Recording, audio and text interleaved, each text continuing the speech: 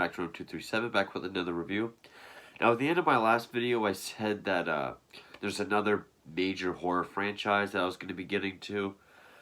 But I was at the store today picking something up, and there were a couple things that caught my eye. So I'm going to get to those first. And this is the first of it's just a couple, but this is actually a newer film that I did come out sometime this year. It says 2021. Uh, there's no Wikipedia page, so I just got to go off IMDb, which I'm not used to. I think it premiered in festivals in 2021, and then it came to VOD and Shudder in 2022, and I think this DVD just came out, but I could be wrong.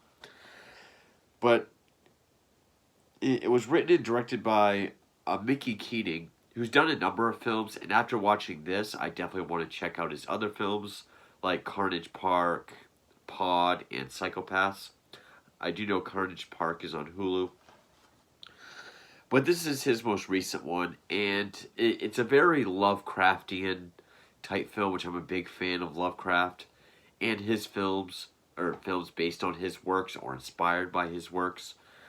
I notice films that are inspired by his works, but are more their own properties, are much better than films that are actually adaptations of his writing. But this isn't like the one that I've reviewed recently called The Beach House, which was Lovecraftian, dealing with like sea monsters and stuff. Although that is present here. And it is the film Off Season. Now, what really got my attention was, one, I did see all the reviews on the cover. That kind of got me. But I was reading the back of it, and then I looked it up, and it was saying Lovecraftian horror. It's very, very atmospheric and moody, and I have to agree. This is one of the most atmospheric films I've seen in a while, especially for the type of atmosphere it's going for, which I'll get to. So yeah, written and directed by Mickey Keating. Stars Jocelyn Donahue, who was also in one of my favorite horror films of the 2000 to 2009. Probably my favorite horror film of 2009. I believe that's when it came out. House of the Devil by Ty West. Also Joe Swanberg, Melora Walters, and it appears by Richard Brake. And it was really great to see what Richard Brake can do outside of like a Rob Zombie film. He was Doomhead in 31. And I will say it again, Richard Brake needs to play Joker in an R-rated Batman movie that's going for older Frank Miller type, era Batman.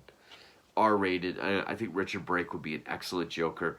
He's awesome for the bit role he has in this. And let's see. I really wish there was a Wikipedia page. This would have been so much easier because then I could get the cinematography. But in any case, the cinematography in this is absolutely striking. This is a beautiful looking film. It's very reminiscent of the most atmospheric films of the 70s and 80s.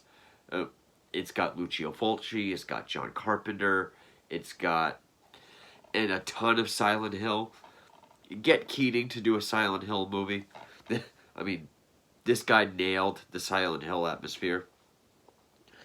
The story is more like Shadow over Innsmouth, which there is a slight adaptation called Dagon, which I have seen and I do own. I don't remember if I've reviewed it or not. I think I have. But, if you like small island town, possessed people, also think Dead and Buried. That's what the cover kind of made me think of, was Dead and Buried. But also like a touch of Tourist Trap, just because of how some of the possessed people look. And this review will have spoilers, but I'm going to give a warning beforehand. the biggest compliment I can give this film is the mood and atmosphere and its scares. It doesn't quite have jump scares, but when it does, it feels earned. It does have some very unsettling type creature, I guess you could say, especially the guy with the roots. Which, if you've seen it, you know what I mean. It just like when people are sort of in a mannequin mode, and when they're not in mannequin mode, when they are alive and talking, that it's very off-putting. It's very like Stepford Wives kind of just. There's a constant feeling of unnerve and of unsettling and dread just constantly being built throughout this film. Also, I loved the idea. At first, I thought it was going to kind of be like a survival horror film because it is about a woman going to this island that shuts down for the off season. Even has the bridges go up, and she has to figure out secrets about her mother in order to escape.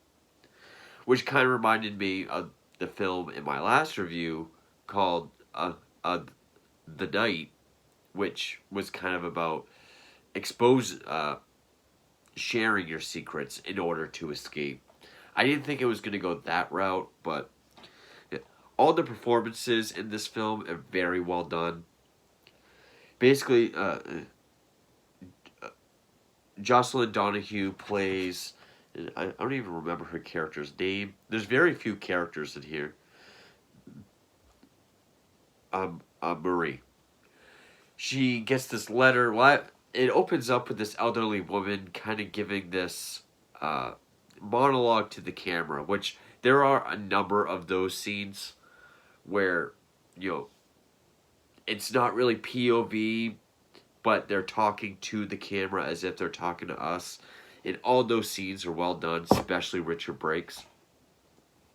Just about this woman talking about going to heaven, or this very peaceful place, but that doesn't exist.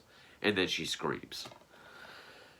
You get the idea that she might have had Alzheimer's or some form of dementia, but her daughter, Marie, she gets this telegram saying that her mother's gravesite has been vandalized. She needs to go check it out. So it's like the Chainsaw Massacre type setup. So she goes with this guy George, played by Joe Swanberg. And it doesn't say if he's like an ex-husband or an ex-boyfriend or even a current significant other. Through dialogue, it sounds like they might are either strained or broken up, and he's just going along for support. So they come to this island, which, what was it called? One Palm, Lone Palm, something like that. It's also broken up into 6 chapters, and I really like the look of the chapters, just black screen with like that fancy, kind of border around it. And each title kind of looks different. Either it's in cursive or it looks like chalk. Chapter 6 is Heaven, which is the thick red letters with upside down crosses. And as soon as she gets there, because they get there on like the day before the day the bridges go up, so they have to hurry up and get to the cemetery, but they can't find the caretaker, and the townspeople are all acting weird and off and strange, and again, very Stepford Wivesy. Like, she walks into a tavern, they all stop what they're doing and face her, and it is very unnerving and dreadful throughout the whole film. The atmosphere and mood is the strongest aspect of the film. Wow, I was struggling on that word. Also, Richard Brake plays the guy that controls the bridge. It kind of lets people in and out. But I also really liked how this film opened, because you can really tell he's going for like a 60s to 80s type look or feel. Because it opens up with 8 or 16 millimeter footage of just people on a beach. because this is a tourist tropical island, just swarmed beach full of people, and then it just cuts to the movie at just this overcast, dusk, empty beach. And I really like how they were able to take this tropical island with palm trees and like the tropical bushes and everything, and really like give it a Silent Hill makeover. You don't really get that sunny tropical look done in this very dreary, sort of scary setting. I thought that was very well done.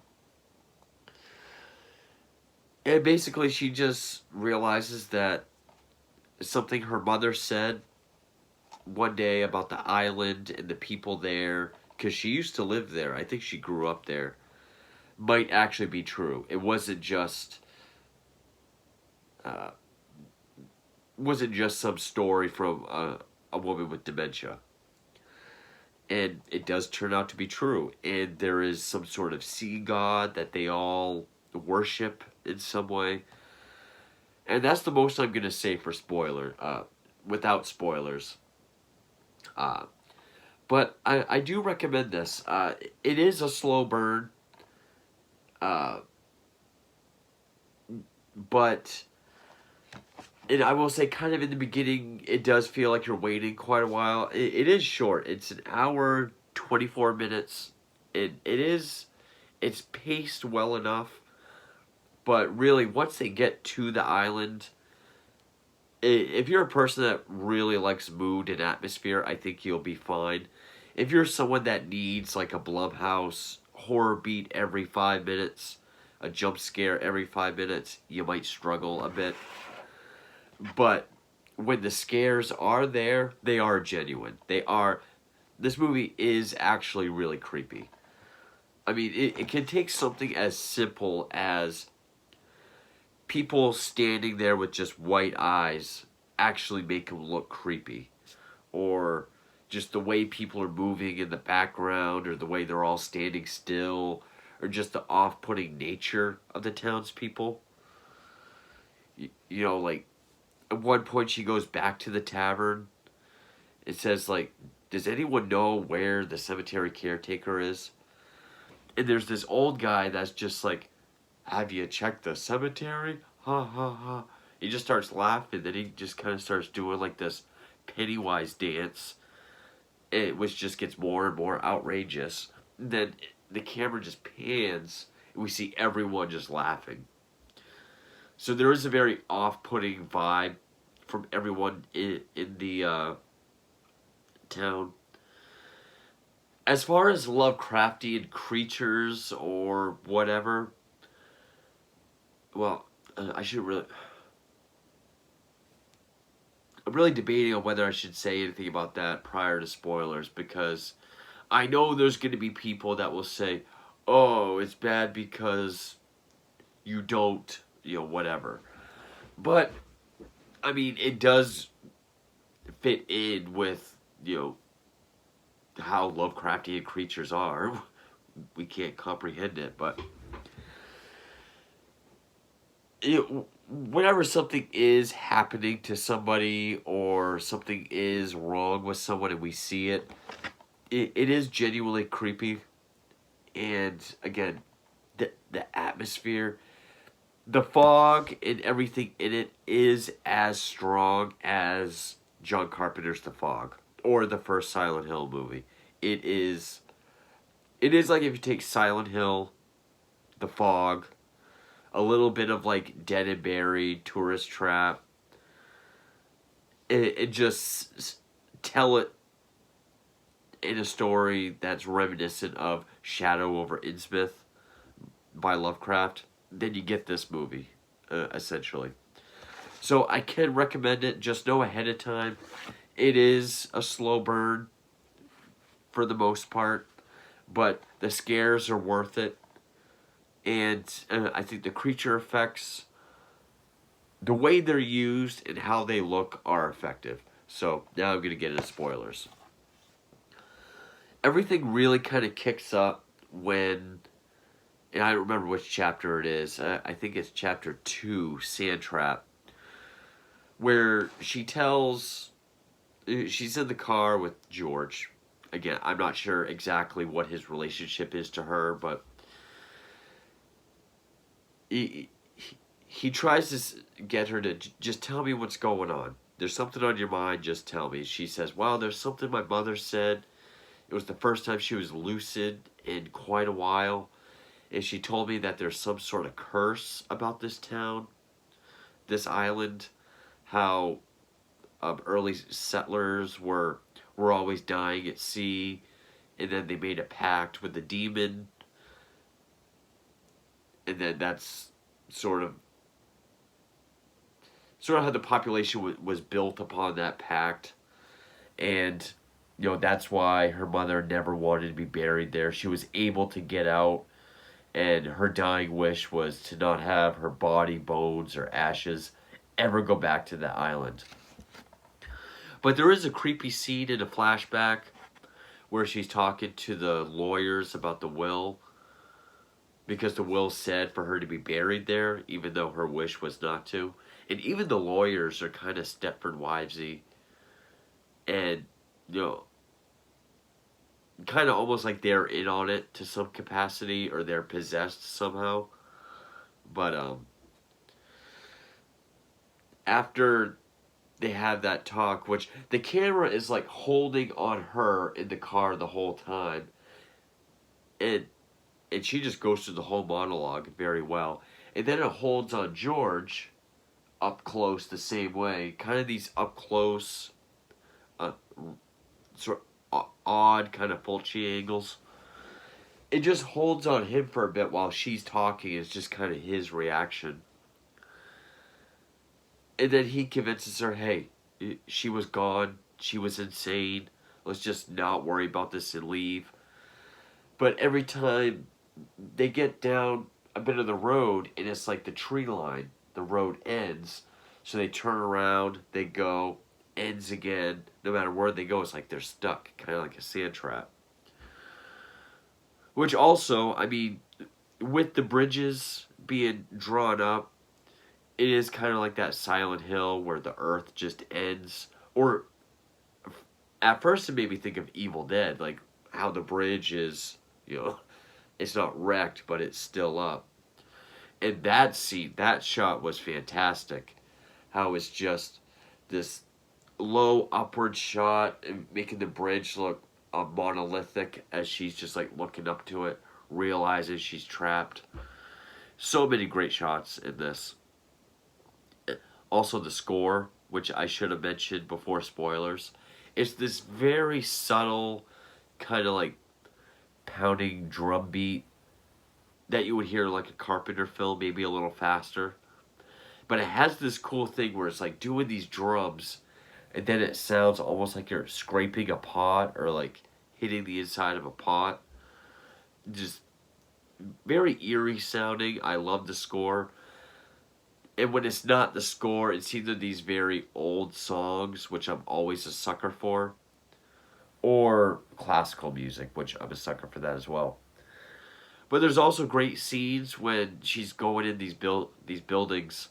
Because also like Silent Hill, she is kind of looking for clues as to what's going on. And like she'll go in this one area where I think it's like a movie theater, and in the ticket booth is like a mannequin, but the way like she just has a flashlight, so it's all very eerie looking. When it's not people, not actual people, just like standing frozen like a mannequin, and it actually is a mannequin. The way it's shot with just a flashlight and just how dilapidated everything is, it does a very good job at creating this sense of dread and foreboding. But when they're going back and forth and they're trapped, they do go off the road, hit a tree. That's when she has the flashback with the lawyer. She wakes up, George is gone. And that's when she's just going around trying to find all these clues, and she sees people at the diner standing around like mannequins. There is this one lady that keeps popping up who says she's the owner of the flower shop.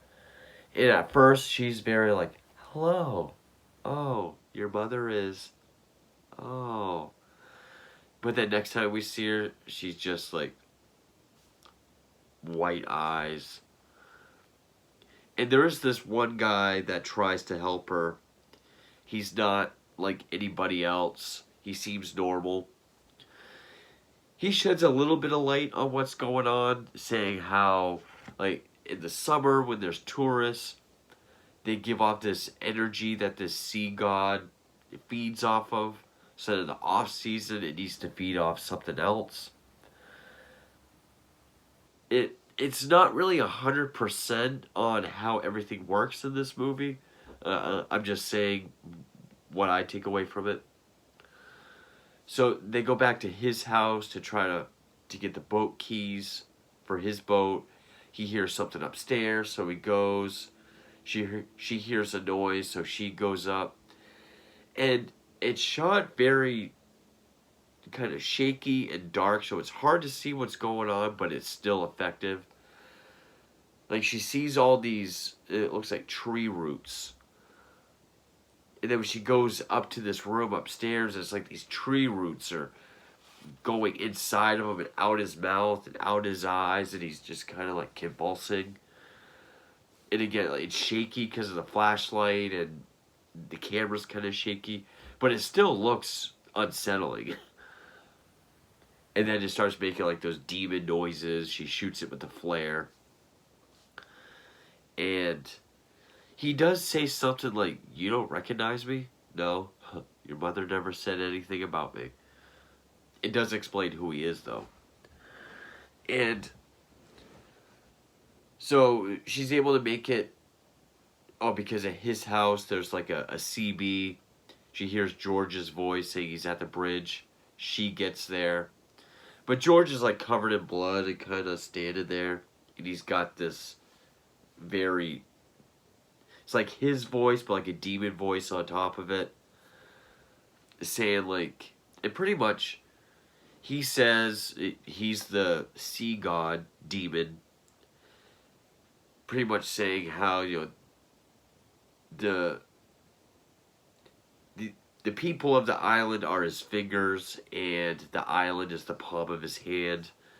In life, they have free will. In death, they belong to me. So pretty much, I think everyone on this island is dead, and they're paying their debt to him. But she shoots him. I do like how she goes in the booth on the bridge, finds a training tape, figures out how to lower it. It's not like she just hits a bunch of buttons and it works. It goes down, she runs across, and there's Richard Brake. And I love this scene. Richard Brake is so great at monologues. The best part of 31, Rob Zombie's 31, is the opening monologue with Doomhead. And I love how the camera holds on him, but he's like off center a bit, and there's just that red light behind him, his hair blowing. And he talks about how he's served his whole life for salvation, making sure people can't get in and out. Your mother had salvation, but she left. He's under the impression that it's heaven over the island, but she tells him it's hell. And he thinks he'll be rewarded if he brings her back, so he brings her back. But there's more to the monologue, and he performs it wonderfully. He brings her to the cemetery, sees that her mother's casket is out and open. She sees her mother. Her mother runs as she chases her, like in Silent Hill. And they end up at the beach, and I thought this was effective, and I think this is something people will complain about. As she's standing down at the waterline, there's this wide shot of the beach. And off in the distance, through the clouds, wherever there's lighting, we see this colossal being with all these tentacles coming out of its head and kind of coming out of the water. You can see it has arms. It's obviously a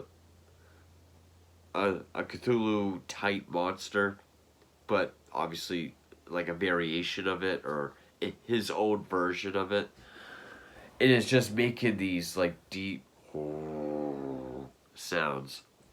And it doesn't look like it's getting closer, and we never get to see what it looks like. The camera just holds that still wide shot as her mother stands there, and it's way off in the distance, but it's a fucking giant. And again, with these Lovecraftian gods, we humans can't comprehend what it looks like. So I like how it didn't show us. And it's scary enough seeing this giant being, this giant entity just standing way off in the ocean.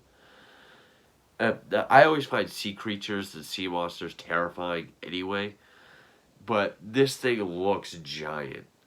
And it's very imposing and very effective scene, even without actually seeing what it looks like. Small, quick glimpses whenever there's lightning. But her mother falls and is dragged into the sea. Marie falls to her knees, and then this shot, literally one of the last shots of the movie, with all the people behind her, and then her eyes go white. And then we get a flashback to her sitting by her mother, and her mother tells a story about how I had an older brother, but he died. No one told me what happened, but I overheard that he drowned. The night of the funeral, I heard something outside my window, and it was him. I followed him out to the woods, but I could tell it wasn't him. And so I ran back home. And that's why that's why I'll never go back there. Don't ever send me back there. And so I don't know. And when she says I had a brother, it does give a shot of the guy she follows for a bit. So it was her uncle. And so was that the spirit of her uncle that she was talking to? Or like was he trapped? It doesn't really say. It is fairly ambiguous. But then we get the epilogue where there's this tourist couple on the last day the island's open, and they go into the flower shop, and Marie is running it. She gives them some free flowers, and they talk about how much they love the island, and they go to leave. And then you get the cliche ending where it's outside, she walks outside, kind of smiles at the camera, and then goes back inside. I guess showing that she is now part of everything. Which during this scene, after she sees her mother get pulled out into the ocean, before her eyes go white, she just says like, I see now. I understand everything. As if to say, it's won her over, or she now believes, or it's pulled her in, or whatever. I mean, really, even if the story doesn't make 100% sense, or even if the narrative isn't quite as strong, I have seen that the narrative has been kind of criticized more often than not. It does have excellent cinematography, camera work, impeccable atmosphere and mood. That's definitely the best part about this movie. Great performances. I love how the setting is used. I mean, the small town that seems to be stuck in like the 50s or 60s with the small shops. I don't know if it showed a barber shop with like the cane outside, but it's that kind of classic Americana type small island. And I love how they made it tropical, but with this dreary, foggy, overcast sort of nightmare world. The score is very subtle but moody, and the scares are genuine. I mean, they're subtle and simple, except for like the major creature effects, like the roots coming out of the guy or the giant entity out in the ocean. But You know, even if it's just people with white eyes or people just standing still like mannequins, it's still very effective. And when she's walking around buildings and there's actual mannequins there, it's just her flashlight lighting everything up. There's just a constant effective state of dread and foreboding throughout this entire film. So the mood and the atmosphere alone is definitely worth checking out. If you're a fan of Silent Hill, the games or the movies, I only like the first movie, but if you're a fan of Silent Hill, I think that alone would make this an interesting watch. If you're a fan of Lovecraft, I think this will be worth the watch. Or even stuff like The Fog and or Dead and Buried, that'll be worth it. It's a slow burn, but I mean, if you like subtle but effective scares that's mostly based on atmosphere, then I think you'll really enjoy this film. I know I did. I was very impressed by it. Not the best I've seen recently. I mean, recent films that I've recently reviewed. I mean, I'll put The Night House over this. Uh, Probably like this more than The Beach House, but everything else that's 2021 or 22 is really far too different from, or this is far too different to compare. But uh, I really liked Off Season. I thought this was very well done, especially for mood and atmosphere, and the cinematography and camera work. Best aspects. And can we see Richard Brake more in other films? Maybe as Joker sometime. But anyway, that's my review for Off Season, and thank you for watching.